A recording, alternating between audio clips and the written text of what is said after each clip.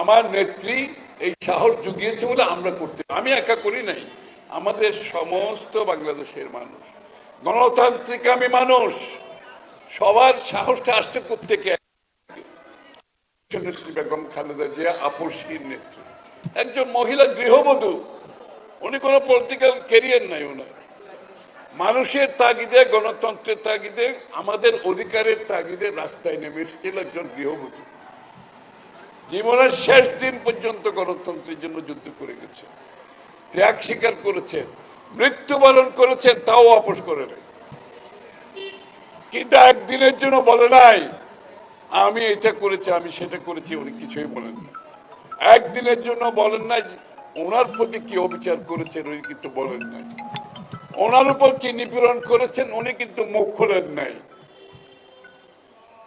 উনি বলছেন আমরা একটা শান্তিপূর্ণ দেশ চাই, আমরা বাংলাদেশে শান্তি চাই, আমরা বাংলাদেশে স্থিতিশীলতা চাই, আমরা বাংলাদেশের সাংঘর্ষিক কোনো রাজনীতি চাই না, আমরা একে অপরের প্রতি সম্মান বোধ রেখে রাজনীতি করতে চাই, কারোর সাথে দ্বিমত পোষণ করলেও তার মতকে সম্মান জানাতে চাই।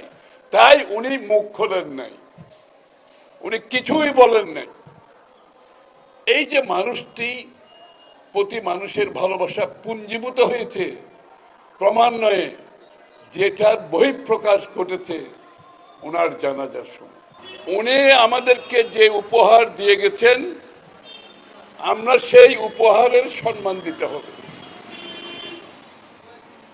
দেশনেত্রী বেগম খালেদা জিয়া যে গিফট আমাদেরকে দিয়ে গেছে, গণতন্ত্রের যে টর্চ তারেক রহমানের হাতে তুলে দিয়েছেন, আমাদেরকে এটা রাখতে হবে।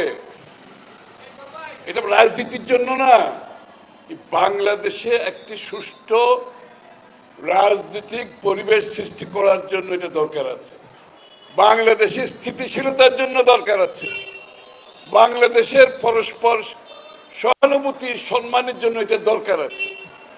এটা উনি শিখিয়ে গেছেন। আমরা যদি এইটাই রক্ষা করতে পারি, এই দেশটা অনেক দূরে গিয়ে যাবে।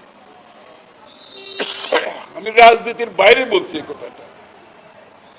উনি যে শান্তিপূর্ণ, স্থিতিশীল, সাংঘর্ষিক রাজনীতির বাইরে, প্রতিহিংসার বাইরে সম্মানজনক রাজনীতি শিখিয়ে গেছেন, এইটা যদি আমরা ধারণ করতে পারি, আগামীর বাংলাদেশ অনেক দূরে গিয়ে যাবে।